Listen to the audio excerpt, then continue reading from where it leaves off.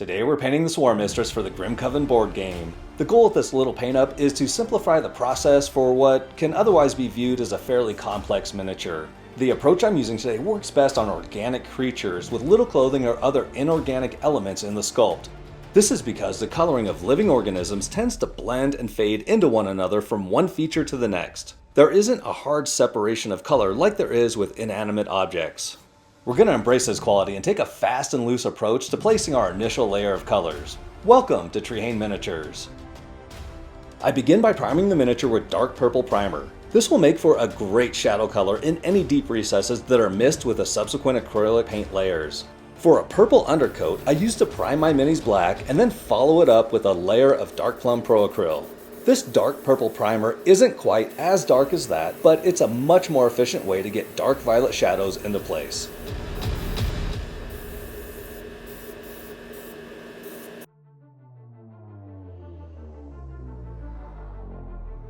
I'm using an airbrush to quickly lay down all of the base colors for this miniature. If using an airbrush isn't an option for you, you can still use the principles found in this video, but use a large standard brush instead.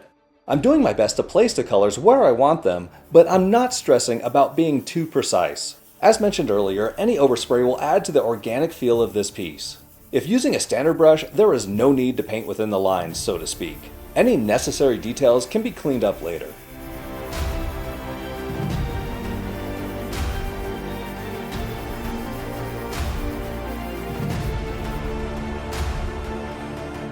We're basically taking a base shade highlight approach to painting this miniature, where the base layer step is ridiculously fast and carefree. But we can also add most highlights just as carefree. Here I'm using a brighter shade of orange on the wings. The more paint we throw in the miniature using an airbrush or slap into place with a standard brush, the quicker we'll complete this project. I want to minimize the number of finishing touches I need to focus on at the end of the process.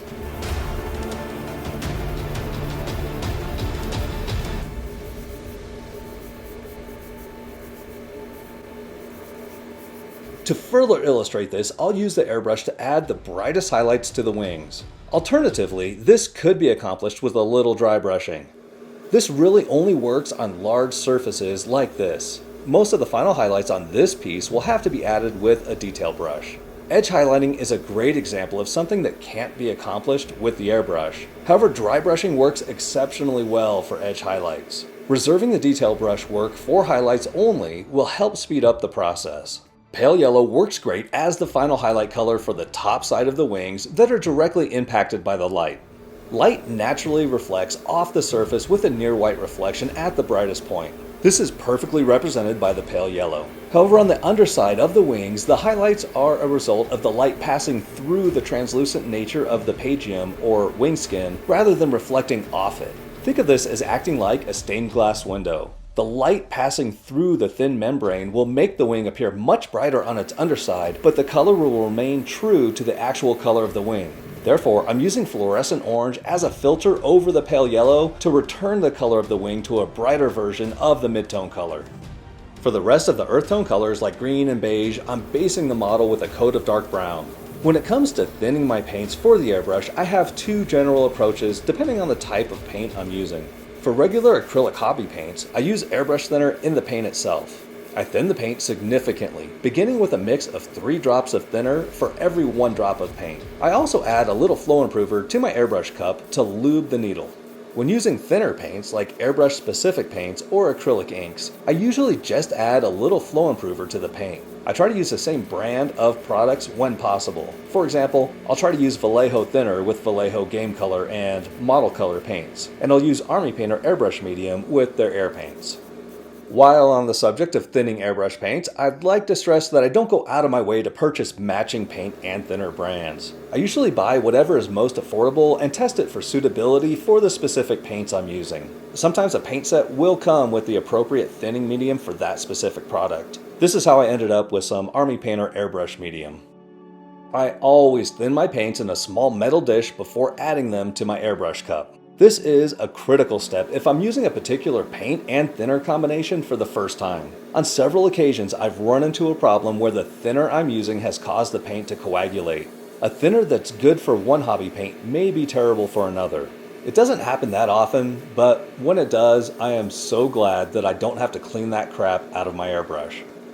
Speaking of things that can go wrong while painting, when using a dropper bottle to squeeze paint into the little metal dish, you probably want to make sure that the dropper part of the dropper bottle is in place. Or, like me, you'll end up with way more paint in your airbrush than you could possibly use on a single miniature. Using an airbrush to apply most of the paint like this results in a tonal, somewhat homogeneous finish that lacks contrast. This is normal at this stage of the process. As stated earlier, we're taking a base shade highlight approach with this mini. We're saving the wash step for later in the process. Washes are sometimes referred to as liquid talent or talent in a bottle.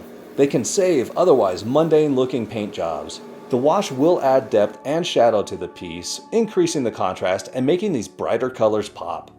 I'm going to quickly base coat the spindly things between the wings with some Payne's Gray and a standard brush before adding a little light blue transition to the tips.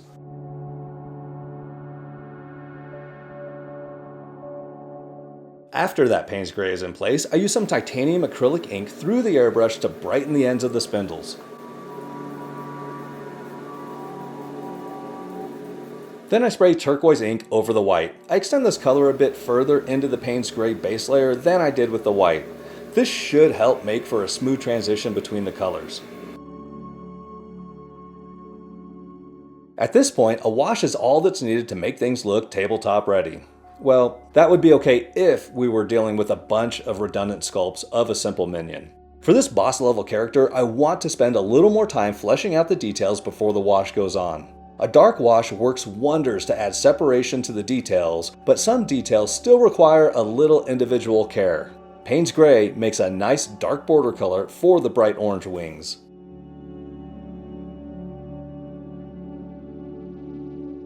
I'm using a couple of light blue-gray colors to highlight the Payne's Gray border.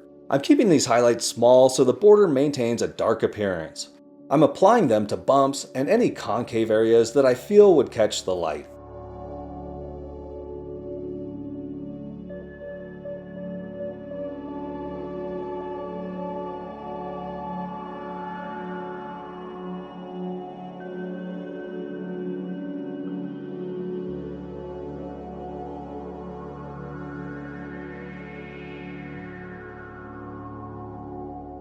The brighter of the two blue-grays is used very sparingly. I'll place Glacier Blue as small dots within the Wolf Gray highlights.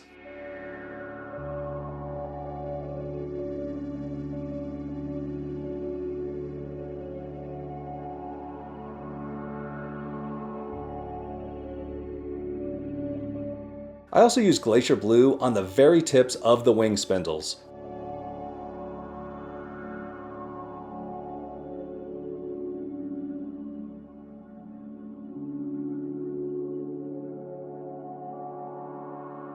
Moving on to the skin, I need to do a quick touch up with the light brown mid-tone color. It wasn't possible to avoid getting the light green overspray into the Swam Mistress's tatas. I'll take a few seconds to clean up this area. An easy fix to eliminate this step would have been to avoid hitting her melons with the green spray at all, and just use a standard brush for the green in this area. Now I can proceed to highlight the skin with a mix of light brown and ice yellow. I'm highlighting very small regions of each feature. I'm also careful not to cover the light green spray that is blending so naturally into the flesh color.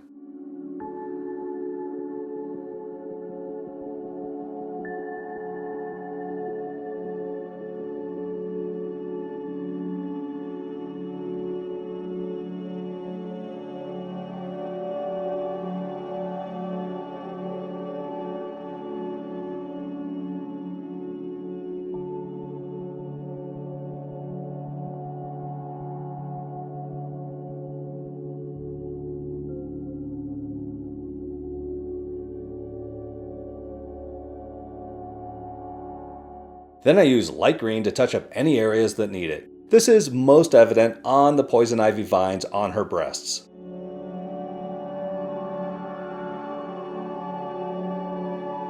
I generously highlight the green bits with a mix of light green and ice yellow. And by generously, I mean quickly. The flora components of this miniature are so heavily textured that I can easily use the side of my brush to mindlessly create simple highlights.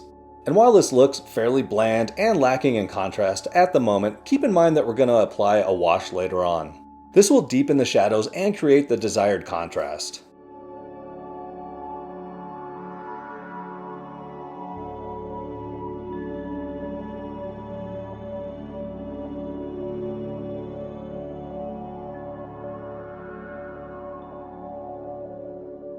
Speaking of contrast, I called an audible at the last second and decided to darken the tips of anything green.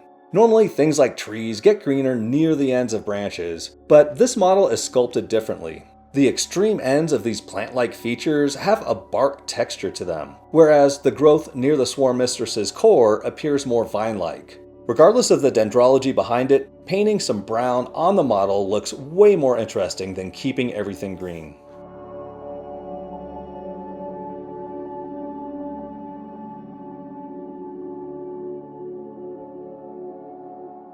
Once again, heavily textured features equal easy highlighting.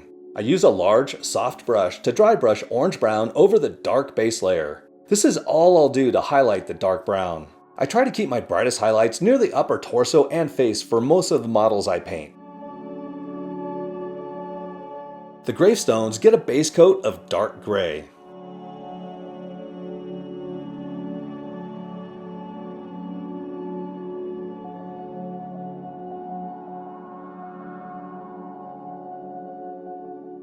Then I use a lighter gray to stipple highlights on the gravestones.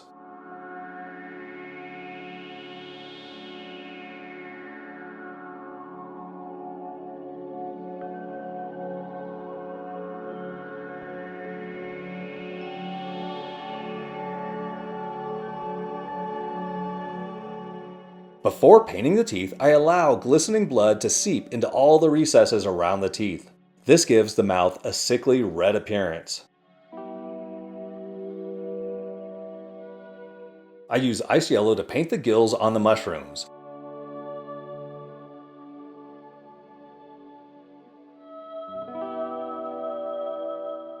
I then proceed to paint the teeth. For the teeth, I make sure to leave a little red visible around each tooth.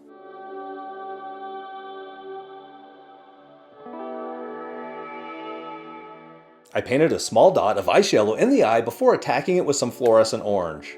I went a little wide with the fluorescent orange to give it some glow. The fluorescent orange is so translucent that there is no need to thin it for this step. I'm painting the mushroom caps in 3 easy steps. First, I base coat the caps with burnt red.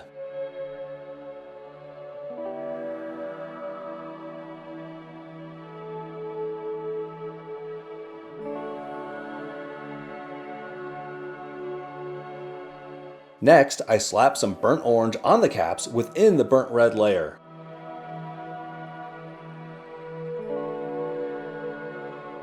Finally, I edge highlight all of the caps with a mix of burnt orange and ice yellow.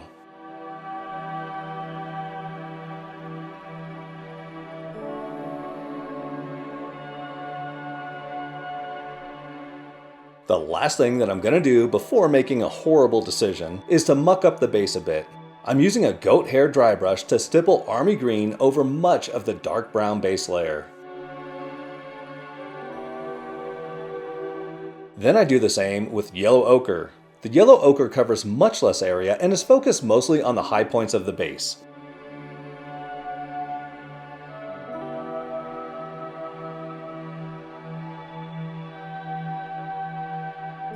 I'm not exactly sure why I made this decision, but I decided to use a toothbrush to speckle the wings with Payne's Gray. I wanted some color in the variety of the wings. In hindsight, I feel that this would have been achieved successfully using only the oil wash that follows. Another change from my usual process is that I cover the miniature with a clear gloss varnish before going to town with the oil wash. I anticipated that I would be in a hurry with the removal step, and the gloss varnish would not only protect the acrylic paint layers, but also reduce the surface staining from the oil wash. I whipped up a thin oil wash using a mix of alizarin crimson and phthalo blue oil paints, along with a proportionately large amount of mineral spirits. I slather the wash freely all over the miniature. I should point out that if I were using an acrylic wash, I would have applied the wash immediately after the airbrush step. That would have been a more traditional base shade highlight order of operations. When using oil washes, I frequently wait until the very last step in the process to apply the wash. This means that all of the painting, including the highlights, is finished before using the wash. Oil washes are very easy to remove from any raised surfaces in order to reveal the full brightness of the painted highlights. It's a good idea to have a small assortment of sponges and cotton swabs on hand for the removal process. I use a large makeup blending sponge for the bulk of the removal. Small makeup applicators and cotton swabs are convenient for reaching into recessed parts of the model. The gloss varnish is also convenient for this step because I don't need to use mineral spirits for removal. The oil wash doesn't adhere as aggressively to the gloss varnish as it would to matte acrylic paints. This wraps up painting the Swam Mistress for Grimcoven. I'd like to thank my channel members for supporting videos like this. You too can become a channel member using the link in the description below and receive perks such as early access to videos, extended versions of our painting tutorials, and even a tier that lets you choose which miniature I paint next. Thank you so much for watching. Please hit the like button and subscribe to the channel to join our growing community of painters.